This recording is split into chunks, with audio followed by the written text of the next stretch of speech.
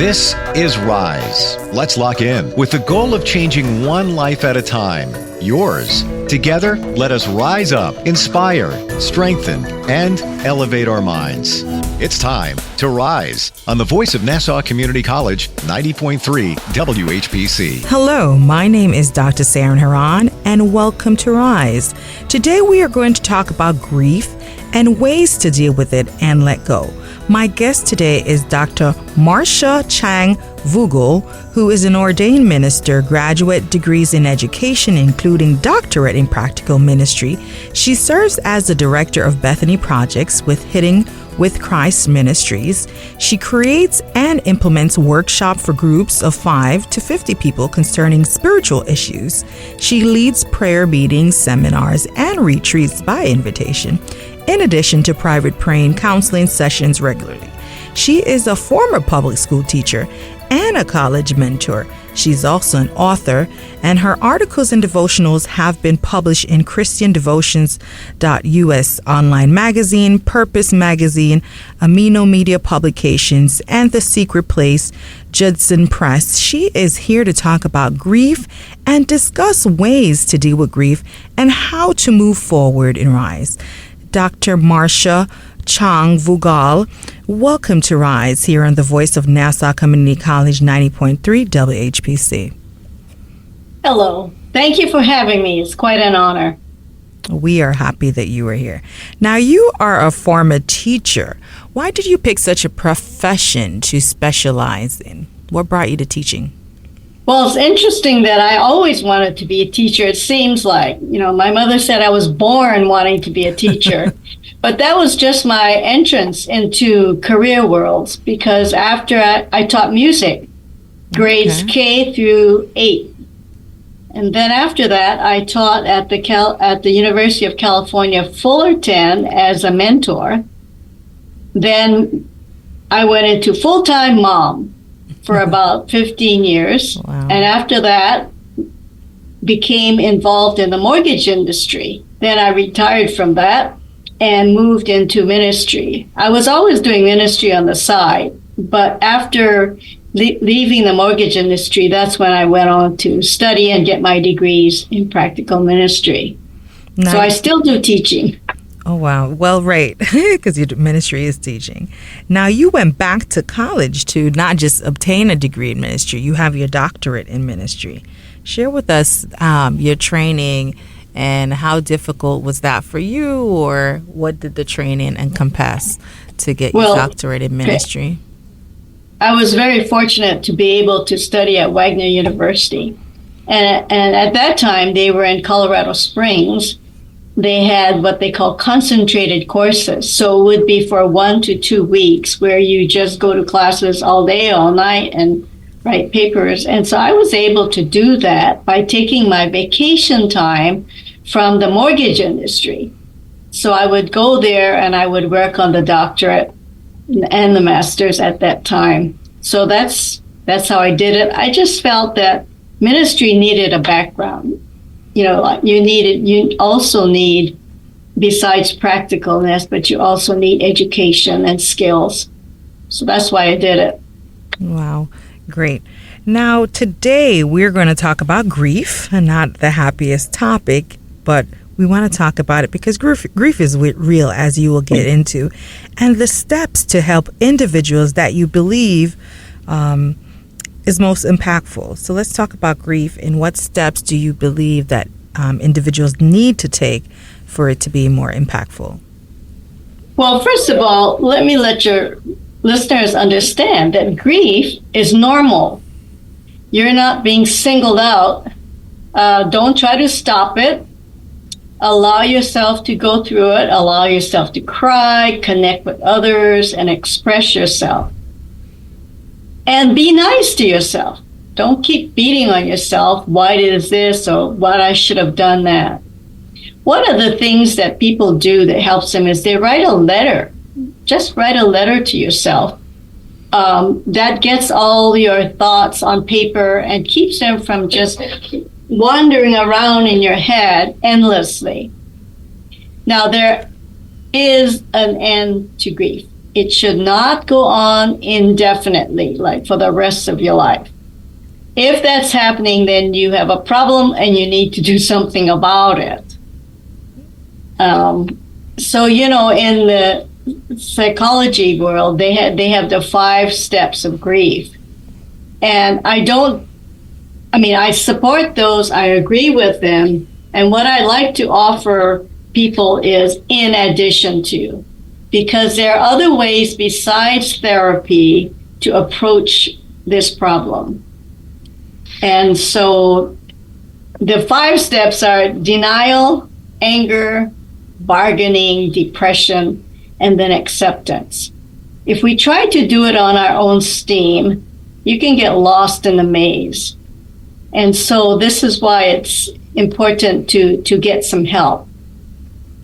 Now, perception, we live so much in perception that people need to realize that not everything they see and not everything they feel is real, because our perception can be off. It just depends, how I felt that day or how I feel about that other person.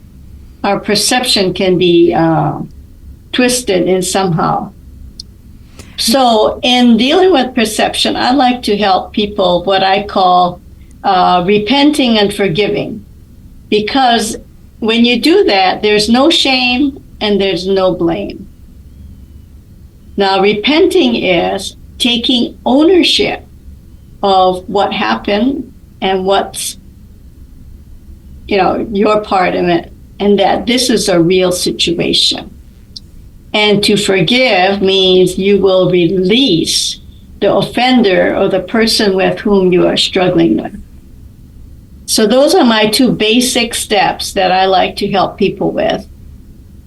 Now, for those who, whether they're Christians or non-Christian, like you mentioned earlier, grief could keep you trapped if you're not moving from one step to the other step. How so could you be trapped and not even know it? For many people who, like you mentioned earlier, you have to let go and forgive. But for those people who have lost their loved ones, family, husband, partner, children for many years, speak to us about that. Well, being trapped is the story runs in your head over and over and over, and that's where the depression comes in, because you can't get out. You feel like a gerbil on a wheel, and life is more than being a gerbil on a wheel. So what I always help people with is that gets you out of the denial, which is the first step they talk about. You will get out of denial if you acknowledge that this really happened. Because denial says, oh no, this didn't happen. I must be dreaming. Oh, how can that? But to just say, I lost a spouse, I lost a child, I lost a job, I can no longer run a mile, I can no longer see. Those are all losses. Hearing loss, vision loss, physical loss are just as important, just as besetting as losing a loved one, a person. So if I just acknowledge this to say, yes, I can't do that anymore, then that gets me out of denial because I'm taking responsibility. Then that keeps me from getting angry because now I can forgive. I can forgive myself. I can forgive the fact that I have to wear glasses. I can forgive the fact that I can't hear anymore. I can forgive my body. And therefore, when I do that, it doesn't allow anger to set in. If I can't forgive my body for not being able to hear anymore, I'm just going to be angry with it all the time. Then the other thing is, one of the things they say is bargaining. Well, if I do this, or why didn't I do this? Mm-hmm. So that's the other thing about, forgive yourself, forgive your body, and admit, all right, this is how it is. So when we do those 3 steps that way, then we remove the chances of depression really getting us down, because it's the traps of the things about denial, anger, and bargaining. If I have resolved those things, then depression can't set in. Right. Or if it does, it goes very quickly.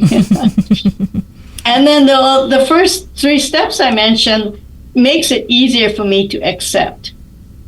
One of the things I remember helping somebody with, for instance, be in denial. Oh, I don't need a hearing aid. Oh, no, I'm just fine. I mean, that's denial. Right. And then it says that, why don't those people speak louder? Why don't they become closer? Why can't I get closer to the stage? And that's the anger. I'm so angry. Then I bargain, and I want them to talk louder. So if I can't hear it, I'm saying it's your fault, not speaking right, not accepting the real issue. That's right. And then I get depressed because, I can't go to movies anymore. I can't go to theater anymore because I can't hear, and I'm so depressed. My life has changed. However, if I can forgive my body and myself and all of you people who are not speaking loud enough, I can accept it, and I can say, you know what, I need a hearing aid.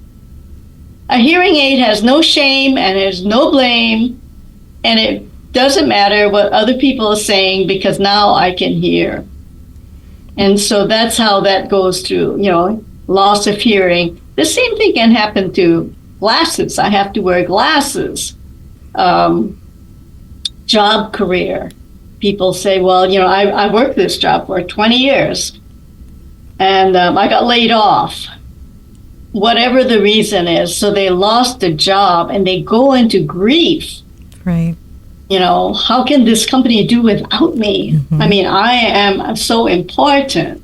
And then they say, well, maybe I should have done better. Maybe I should have worked harder. Maybe I shouldn't have taken off so much time, bargaining. That's the bargaining, right? So then I get depressed. So that's why I like to take people to the first 3 steps. Admit this is it. Forgive myself or anybody else who seemed to have been against me. And so I don't have to bargain. I don't have to be depressed, and I can say, this is what my new world is. And then I can move on. You are listening to Rise on the Voice of Nassau Community College 90.3 WHPC. My name is Dr. Saran Heron, and today we're talking with Dr. Marcia Chang Vogl, who's an ordained minister with graduate degrees in education, including a doctorate in practical ministry. She serves as the Director of Bethany Projects with Hidden With Christ Ministries. She creates and implements workshops for groups of 5 to 50 people concerning spiritual issues. She leads prayer meetings, seminars, and retreats by invitation, in addition to private prayer counseling sessions regularly. She is a former public school teacher and a college mentor. She is an author, and her articles and devotionals have been published in Christian Devotions USA Online Magazine, Purpose Magazine, a Menno Media publication, The Secret Place, Judson Press. She is here to talk about grief and discuss ways to deal with grief and how to move forward and rise. Now, Dr. Marcia, you too have had your own experience with grief. Can you speak to our listening audience about that? Sure. The kinds of grief I have suffered is, one, I lost the opportunity of bearing children because of cancer. And, if you had this dream of having children and suddenly it's gone, that's a kind of a grief. Then I suffered depression. I went from being super mom to useless, non-functional.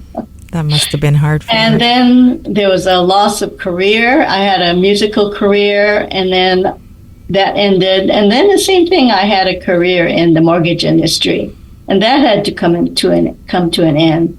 Although they weren't always, major in the sense of it ends, my life feels like it's going to end. It's still a transition, and you realize that things are not the same. And then, I have to wear glasses from a 2nd grade, and it's a loss of vision, and I wasn't able to be like everybody else. So those are the things that, to give you a head start, some of the things I've experienced myself. Now, for those who may be listening who have lost a loved one, And obviously, grief comes in various forms, like you mentioned, whether career and your own experience or friendship or just anything. Speak to us, how do you approach those individuals when you are mentoring them? You know, they lost their husband, partner. How do you talk to them about such a difficult topic and get them through the point, as you mentioned, the different stages, but get them, closer to the end of the grieving stage itself? Sure. One of the things I like to help people with, let them know that grief can be proactive. I know it sounds a little funny. However, I have ministered to cancer patients who knew they didn't have long to live. And, all the doctors and everybody said it wasn't. Of course, we pray for miraculous healing, but we have to face the reality of it. So by being proactive, I advise them, and these have worked with the people I've worked with. I've advised them to write a letter to every member of their family and say what you want to say. Tell them you love them. I had one woman who had children who were in high school, and I said, tell them you're so sorry you won't be there to be at their graduation. Tell them you're sorry you won't be there at their wedding, and so on, the things that you folks have looked forward to. And so write a letter and have somebody you trust hold the letter, because then after you pass, give them the letter. And it's like you are talking to them, and they will hear you, and they will hear you better, because if you just tell them right now when all this suffering and conflict is going on, it's going to be very difficult for them and for you. It's much easier for you to write a letter. Then, for the people on the other side, they see, this woman, I say, you see that mom is not going to make it through this year. Don't wait. Tell her what you want to tell her. Tell her that she was your favorite person. Tell her you love her. Tell her that, you are looking so much forward to graduating from high school and all that stuff. Whatever's on your heart, tell her. And if you can't tell her face to face, because sometimes that's really difficult when they're going through treatment, say, write her a letter and give it to her before she passes. And tell her that you understand and that she has your permission to leave. Now, I know that makes not too much sense with the natural mind, but somehow the person who's dying, when they hear that they have permission to leave, they don't feel like, oh, I can't die. I have to stay here. I have to fight my way through, and it's not going to happen. So it's dreams unfulfilled. And I did that with my dad. I saw him 3 months before he passed. He was in another state, and I didn't know whether I'd see him before he passed. And so I got together and I told him he was my favorite, he was my hero, how much I loved him, and all of the things that were in my heart. And at the end, I said to him, you have permission to leave. I mean, I'm a grown-up, I loved you, and you did everything you can for me. And so then he passed on 3 months later, very peacefully and very quietly, and there was no conflict. And that was good for me, because I was able to tell him all that was on my heart. And it gave you some closure too, to feel like that's right. Regrets. And so you're right. And so I didn't have to go through closure by myself. Right. And so I like to tell people when it looks like losing a loved one is kind of imminent, then you can be proactive. Now, I understand when there's sudden death, somebody is killed in an automobile accident, those kinds of things. And my experience with widows whose husbands died suddenly. So I would tell them, all right, what were the dreams that you had with your husband? And so they would tell me, we were going to travel to Paris. Our daughter was getting married. We're looking forward to grandchildren, and they would go on and on. And I say, okay, it's not that you miss him. What's pulling you down in grief is the opportunity to fulfill those dreams have been cut off. So forgive him. Forgive him for not being there for the wedding. Forgive him for not going to Paris with you. Forgive him.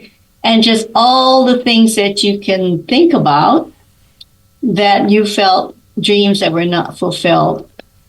And then that released her from grief that was just being a depressive thing that was holding on to her. Thank you for sharing all those great examples.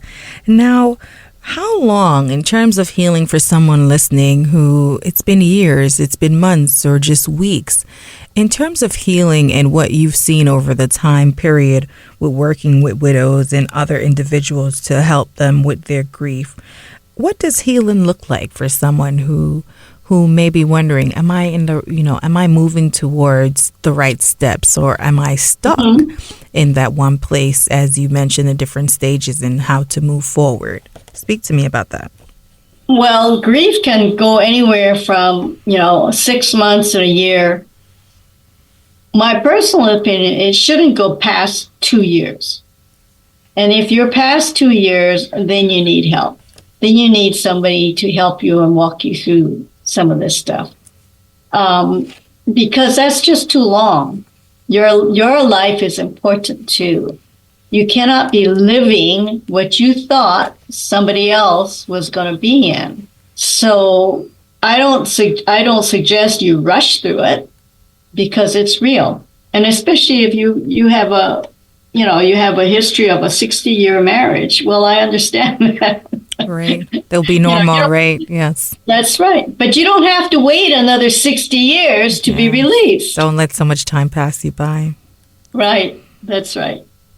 You are listening to Rise on the Voice of Nassau Community College, 90.3 WHPC. My name is Dr. Saran Heron, and today we're talking with Dr. Marcia Chang Vogl, who's an ordained minister with graduate degrees in education, including a doctorate in practical ministry. She serves as the Director of Bethany Projects with Hidden With Christ Ministries.